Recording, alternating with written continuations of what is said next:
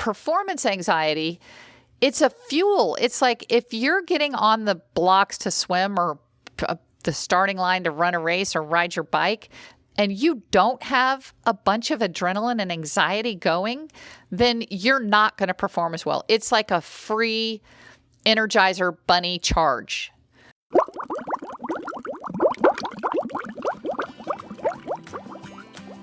Welcome to Champions Mojo Weekly Podcast with your hosts, Kelly Palace and Maria Parker. You'll hear authentic, entertaining stories with tips, lessons, and wisdom from champions to inspire, motivate, and educate you. You'll get the tools you need for becoming a true champion in your own life. And now, your host, Kelly Palace. Welcome, friends. We have a fantastic episode of Champions Mojo for you today. And our topic is performance anxiety. So we definitely have some experience, Maria, don't we, in yes. having anxiety before performances. Yes. What are your thoughts? Yes, I think I deal with performance anxiety perhaps more than the average person. I really get nervous, especially before athletic events. There are things that I enjoy doing, like public speaking. I get nervous before that, but not as much. But yeah, before an athletic event, I was telling you before we started recording, sometimes I can't feel my legs. my heart is pounding so hard I can't feel my legs. So I definitely have to employ the techniques that we're going to talk about today to master my performance, my performance anxiety. Awesome. And we're going to tell some athletic stories, but also stories that can translate over into real life, because there are many ways that we have to perform in life besides, for people that are athletes that are listening, you're going to have performance, but then, there's that asking somebody out on a date or giving a presentation at the office or being asked to speak somewhere. So there are lots of opportunities to have performance anxiety, aren't there? So we have come up with, we're going to talk about 4 kind of basic tenets that Maria and I use and we think have helped us become successful athletes and, entrepreneurs, businesswomen, just successful people, champions. So the first thing, and we're going to break these down, but we're going to talk about how important practice and preparation are, having a pre-game routine, something that you do regularly to get you ready for these things. Number 3 is called staying in your lane, which I love, just focusing on your own process and not the outcome. And then the final one we're going to talk about is seeing anxiety that you have as fuel, as a positive thing. So, Maria, let's start with practice and prep. And you mentioned it, and I love it. Why don't you tell our listeners what you and I do before we start a podcast? I think that's really important. Before we do one of these podcasts, we actually, we think a lot. We do a lot of research. We prepare, and then when we're together, right before we start recording, we do this little routine of saying our intention and what we hope will be the outcome, and what we hope to bring, and then we raise our hands above our heads and victory even before we start. In the victory symbol, we get our energies in the right place, and so I love that. So that's our because this doing a podcast is no doubt a performance, and Maria, I actually do have a little anxiety about before every podcast. Right. I have a little anxiety. So knowing, that we do that intention, that prayer, that we're going to put together this podcast that serves and helps people, and then throwing our arms in the air like victory. So I love it. That's our preparation and practice part of our pregame. And our practice certainly is what we always do. So, and I think one of the ways, even beyond that you bring, that you can perhaps reduce your anxiety is this, again, the story you tell yourself. We're always talking about the stories that we tell ourselves. And if you have done your preparation, then the story you can tell yourself on any starting line in front of any potential boss, in front of any potential date or whatever it is that I am ready. I have done what I can do to be here at this moment. So the preparation gives you confidence, and it's a story that you can tell yourself. That's a positive story.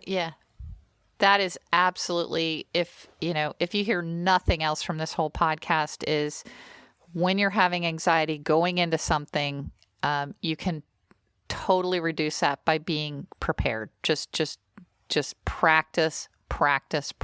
It's not sexy. It's not something magical, but it's definitely key that you practice. And I certainly think that anxiety goes up when you're not as ready. Or actually, that may not be true. I think you can be really ready and be really anxious too. So I the first one, absolutely can.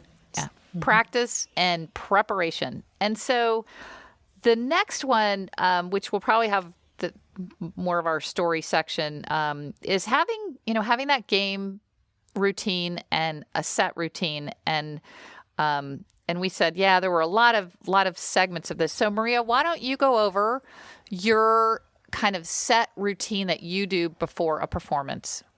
Oh, okay. Well, it depends on the kind of performance, but for a bicycle race, and I guess this applies to anything. I always get up early on the morning that I've got something big to do, because I need that quiet time in the morning to prepare myself. Before I race, I drink coffee, I don't always drink coffee, but I drink coffee because it's an ergogenic aid. It's helpful, especially for racing. I go through sort of a period of breathing and prayer to calm myself. And the night before, I lay out all my equipment. Now, I know a lot of people like to do it the morning of, but I like to make sure everything is just perfectly ready to the night before, so that when I get up, I can just feel like I'm not in a rush. I've got hours before the event. And then when I'm actually sitting on my bike for an athletic, for a race, I have started just not long ago doing this, really trying to engage other competitors around me, because that takes my mind off my own. I can tend to get bunched up if I'm quiet. So if I engage the other riders around me and talk and laugh, it kind of helps me relax. So that's part of my. And then in the few seconds before the gun goes off, I'm quiet and I'm trying to stay right there in the moment. But like I said, I can still get very nervous. Kelly, what are some of yours? Well. Thanks, Maria. Routine. Before we move on to mine, I wanted to ask you, so when you've got your big performance, and I love your routine there of the things that you're doing, do you sleep the night before? Do you sleep well? Or yeah, that's a great question.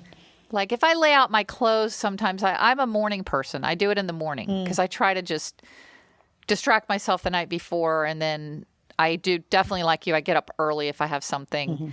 Like I've been doing these little 5Ks every weekend, and even though they don't start till 8 or 8:30, I usually get up at 5 o'clock on that morning, just because I want to have all the time to meditate and pack and get my number on. And these are just the littlest, 5Ks. There's 100 people in the races, and I'm not even expecting to do anything, but I still get up early. But if I do everything the night before, I don't sleep. How do you do that? I don't sleep that well, but I don't think I would sleep if everything was not done either. Yeah, maybe you would sleep less.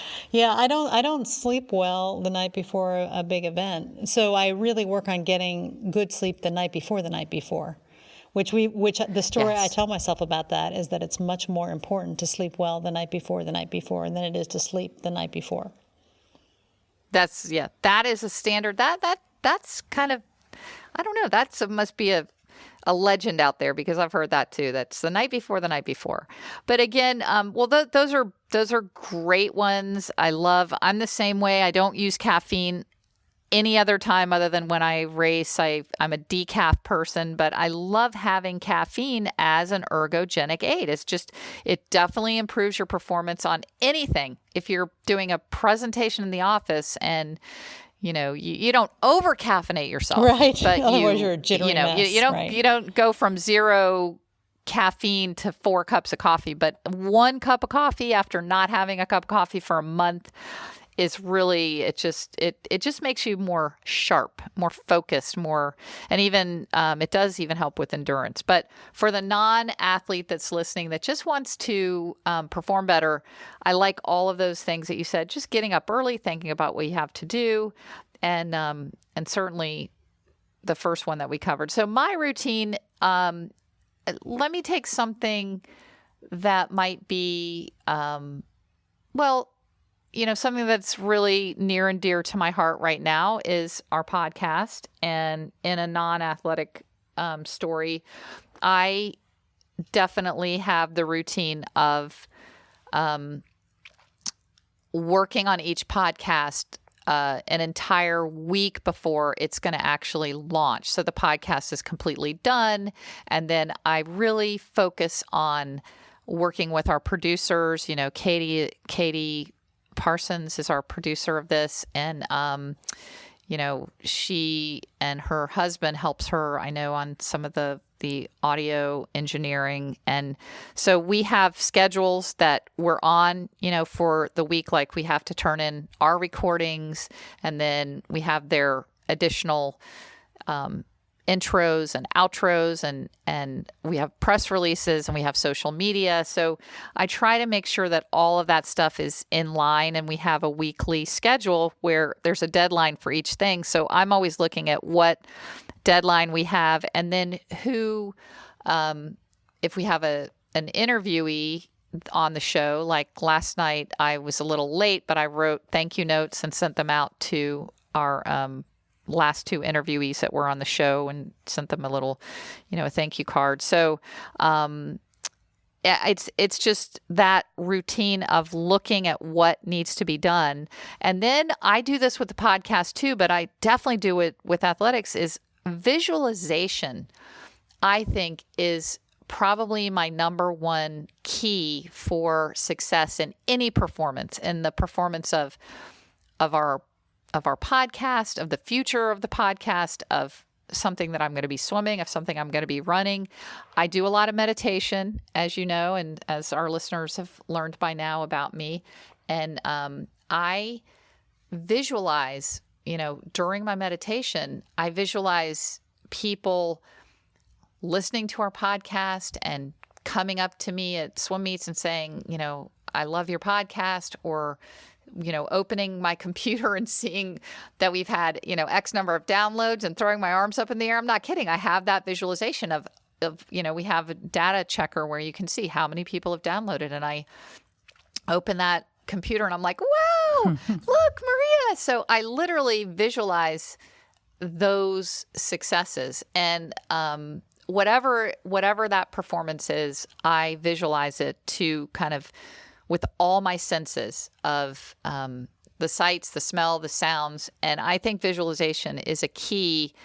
And, the reticular activator in the mind, you cannot tell the difference in something that you've actually done and something that you visualize over and over again. So if you have a performance coming up and you visualized it enough, it can actually become real to that point. So you shouldn't be nervous if you've already done it and you've already succeeded at it. So that's kind of my routine. You have to visualize success, not just visualize, because lots of times we can rehearse failure. If we're, we can think, she's going to say no, success. He's going to say no, whatever. Mm-hmm. Yeah. Visualizing success. And then with athletics, I do a lot of breathing. I do a breathing technique called centering, where I imagine my lungs are divided into thirds. So there's the bottom third of my lungs and the middle third and then the top third.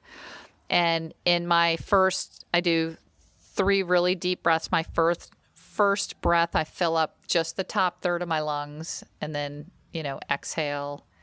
And then I fill up the 2/3, the top 2/3, and then exhale. And then a really deep breath to fill up all 3/3 of my lungs, and then I exhale. And that is that technique of centering, I I use to just kind of any kind of anxiety. And then music. I love music, using music no matter what. I mean, if you're going to call somebody and ask them on a date, play your favorite song and run around the room before you pick up the phone and call them good.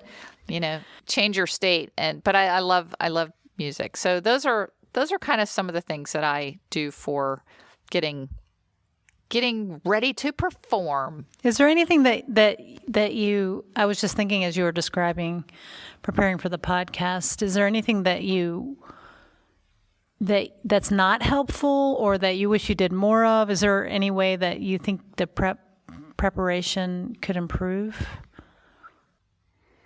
I think today I love being with you when we record, and we get to do that every now and then. And I love being with Katie and Brant when I can. And I'd love it if all four of us could ever be in the same room. I think the hard thing today about a lot of the things we do is that we're all doing them remotely. So I love, I love that we can get a beautiful production done with everybody in a different location. But I do, wish that we could all be together, and that's just, Maybe we need to visualize difficult. that, Kelly. Yes, that would be a good one. Is that what you were looking for, Well, Maria? yeah, and I mean, yes. I guess I'll share things that I don't think I do well when I can be overwhelmed by performance anxiety. And one of them I just alluded to is visualizing failure.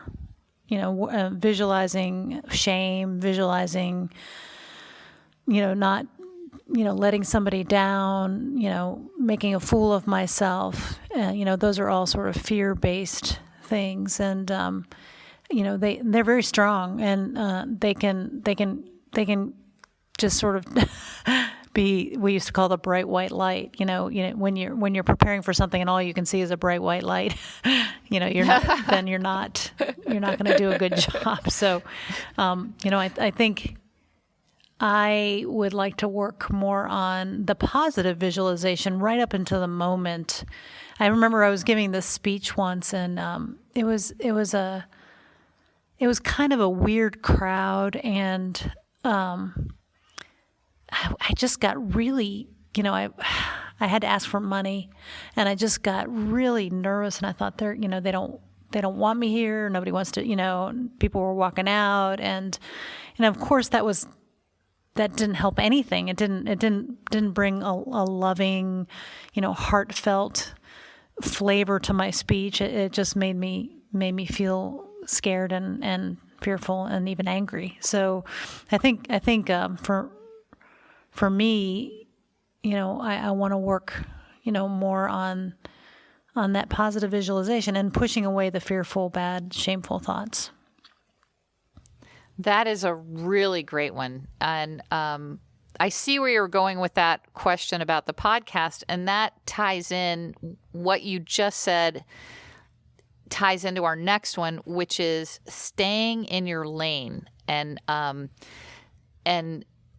focusing on the process and not the outcome. And certainly to go back and kind of re-answer your question about the podcast. Oh my gosh, yes, I totally have anxiety about like what I would do differently. It would just be, I worry, is this going to catch on? Are people going to like it? Are people going to benefit from it? Are people going to share it? Because it does take, a lot of work and a lot of time and a lot of investment in getting a podcast off the ground. So I worry about that. Is it going to be accepted? Is it going to be liked? Are people going to make fun of us? Or are we going to, is anybody listening? Is anyone out there?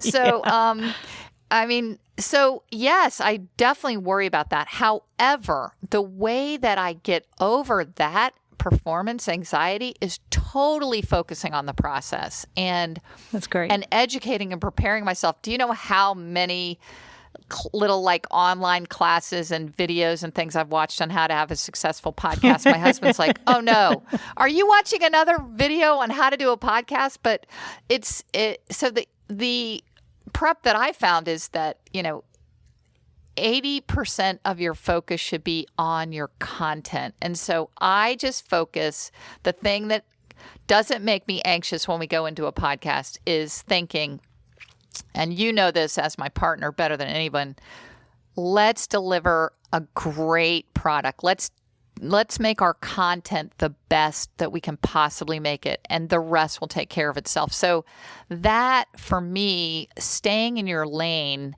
certainly applies to what I'm doing with this podcast, but without a doubt applies to my swimming career. If I'm swimming and thinking about what, somebody in another lane is doing, then I'm not doing my best technique or my best streamline off the walls or whatever. So, Maria, what are your thoughts on staying in your lane? Thank you for saying that, Kelly. About some of your negative thoughts and fears around the podcast, for me, the process of the podcast, which is chatting with you and listening to our incredible guests and, hearing what they have to say, is so incredibly fun. And if I think about how much fun it's going to be talking to you about these ideas, which we've done our whole lives, but, talking to you in a regular way about them now in a sort of a disciplined weekly way, if I think about that, then I'm filled with delight.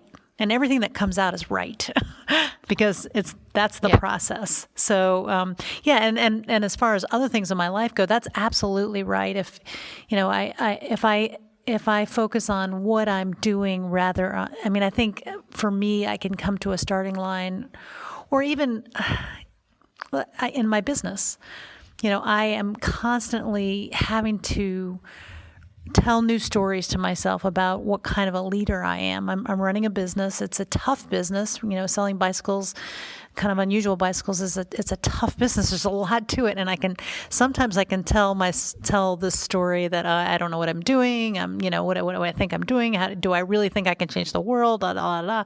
But then when I just enjoy my interactions with the customers, and I enjoy the thrill of, creating an improved product and marketing it in a certain way, then, if I just get into doing it, it's just so much better than the negative stories I'm telling about what failure might feel like. I'm not sure that was clear enough, but basically, if you do what you're supposed to do. We used to have a coach that would tell our kids in track, run your race. Run your race. Don't worry about what the other people are doing, what the weather is like, what the world may say. You run your race. You enjoy your legs moving fast, going. And that's what I want to bring to the things in my life that I can sometimes feel fearful about.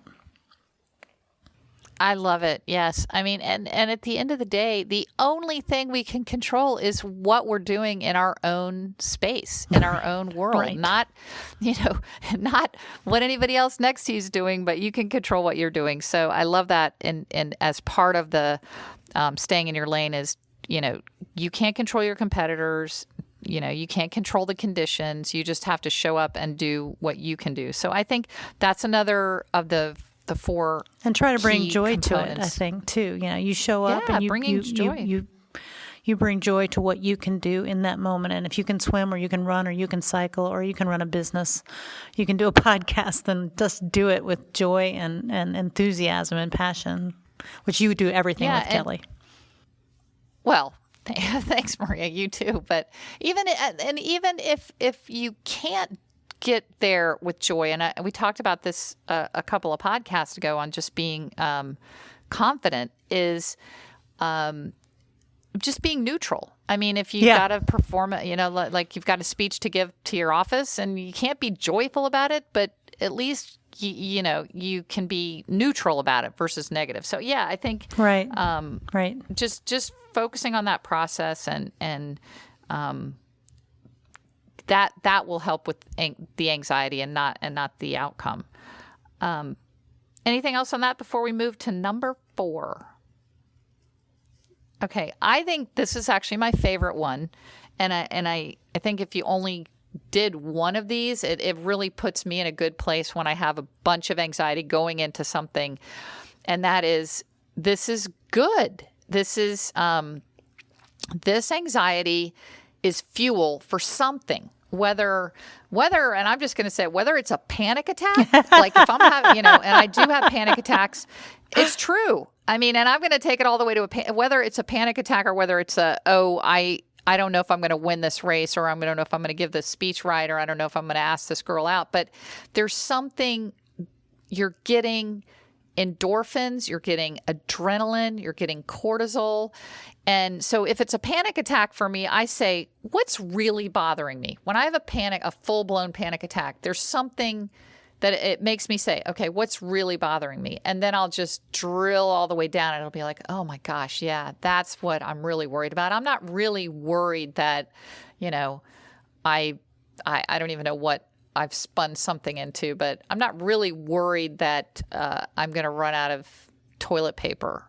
I'm really worried that, my dad is 89 and I don't see him enough, so I drill down to what it really is. And so, but with performance anxiety, it's a fuel. It's like if you're getting on the blocks to swim or the starting line to run a race or ride your bike, and you don't have a bunch of adrenaline and anxiety going, then you're not going to perform as well. It's like a free Energizer bunny charge. Yes. So, yes. What are your thoughts, Maria?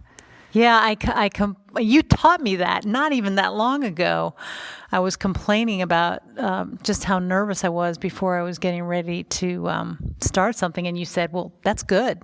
And I said, "What?" And you said, "That's good, Maria. If you weren't nervous, you didn't, it wasn't something that was worth the investment." And so I love, again, great reframing. Tell the story that helps you. And the story that helps you is that this heart fluttering, this, rapid breathing, this anxiety I have is actually good. It means I am, I care and I can use this energy.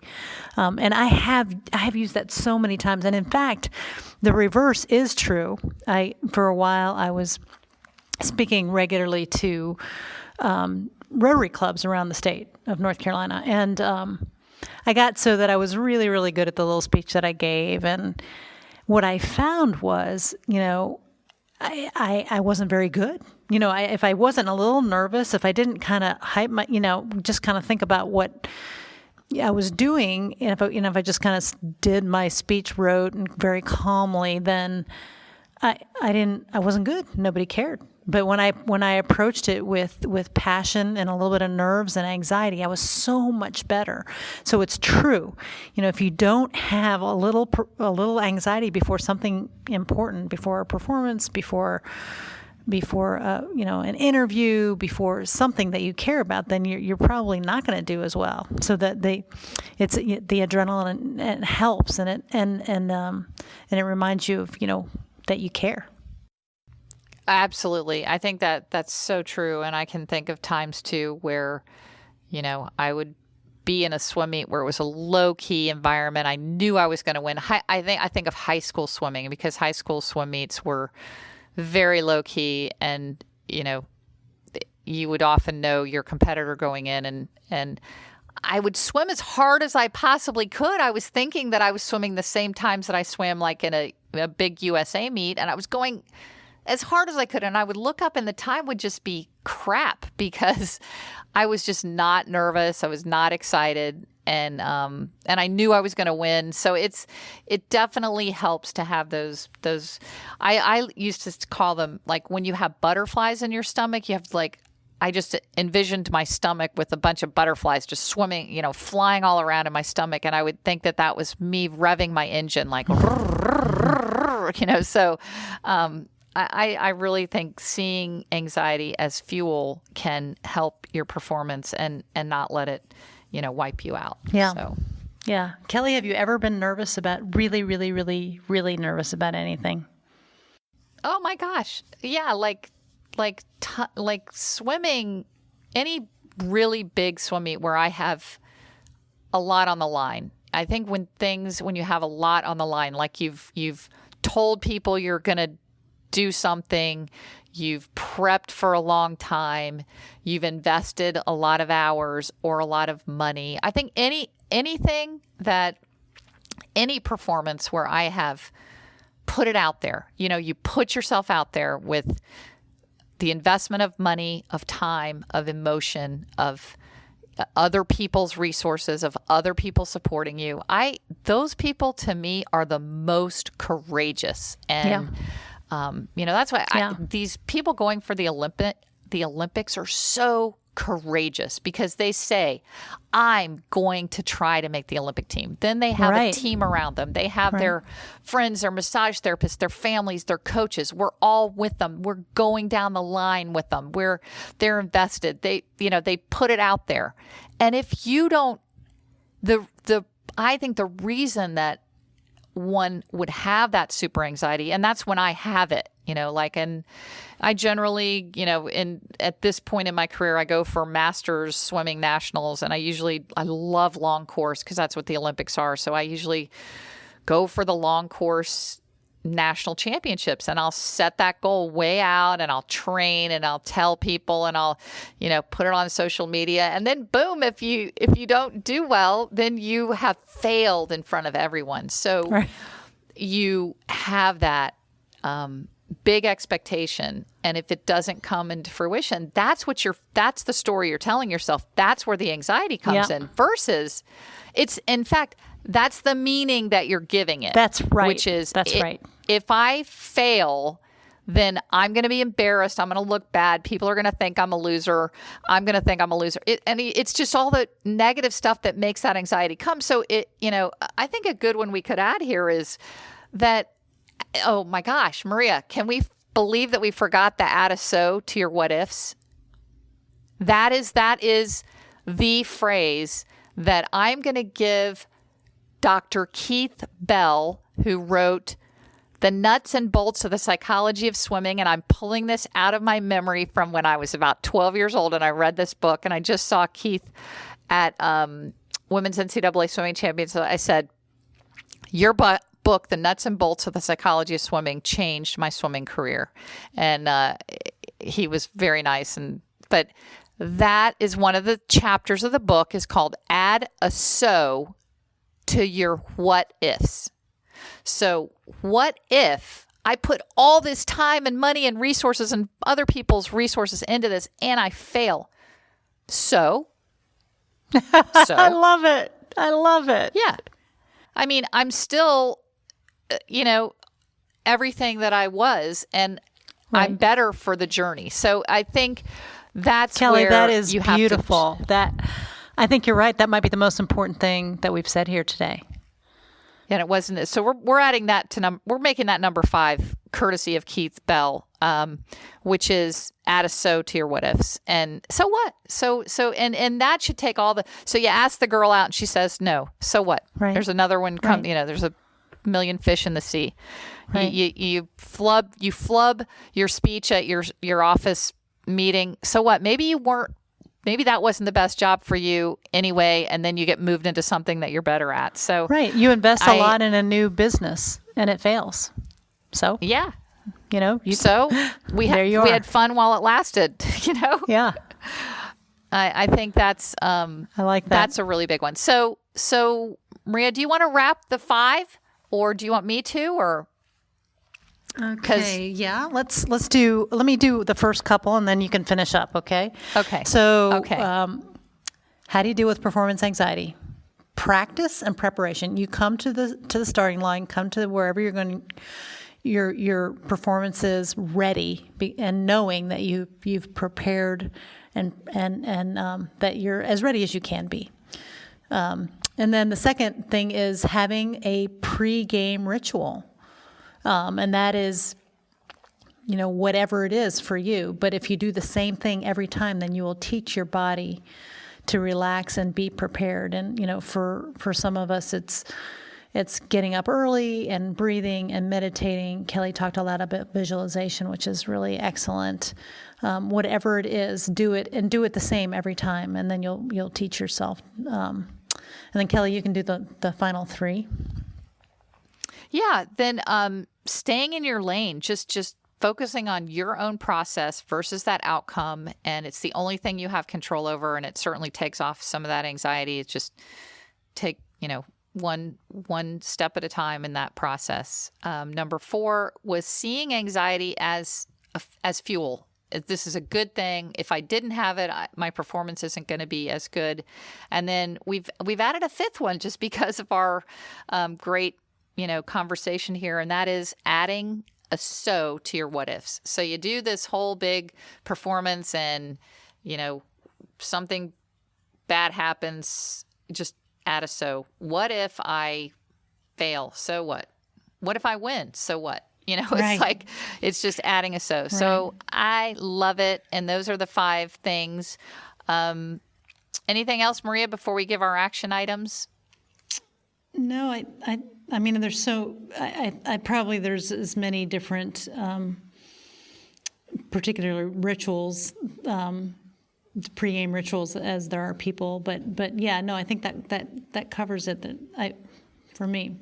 Okay, well, I am going to start with the action items and let you go to one. And I'm gonna add this one in here as number 5, which is take something that you are really striving. You have a big performance coming up, and go ahead and give yourself the so what. So, add a so to your what if. So what if? Yeah. And do the 3 different scenarios, and then it's just not as scary. So yeah, I like it. That would be mine. And then I think my action item would be the staying in your lane, which we're talking about focusing on the process. I think this is really, really helpful if you have something that's that you think might cause you anxiety. Just focus on what you're doing in the moment now, not on what the conditions are like, not on your competitors, not on what it's going to look like if you fail or if you succeed, but just doing what you do and enjoying what you do in the moment. Yes. Beautiful, beautiful. All right. Well, that is going to be a wrap on our show for the performance anxiety, overcoming performance anxiety, and, yes. and being the victor, being the champion in your life. So thank you so much for listening with us today. And again, if you want to get the notifications, we're trying to get more subscribers on YouTube. So if you could subscribe to us on YouTube, you will get notification just when our new podcasts come out weekly. And of course, you can listen everywhere that podcast or broadcast. But thanks so much for being with us today. Yes. And thanks for listening. To talking with you. We next really week. appreciate it. Yeah. Take care. Bye-bye. Bye. The quote of the week comes from Ralph Waldo Emerson. There's no strong performance without a little fanaticism in the performer. We are so grateful that you spent this time with us today, and we hope that you heard something that inspired, motivated, and educated you. Please see below for our copy of the show notes for any links or important information referenced here. Signing off for myself and champion co-host Kelly Pallas, we hope you'll join us again soon, and we know you can be a champion. Thank you for listening. You've been listening to the Champions Mojo podcast, designed to make you feel inspired, motivated, and educated. Subscribe to the podcast on iTunes, Spotify, and Google Play. Also visit championsmojo.com to learn more.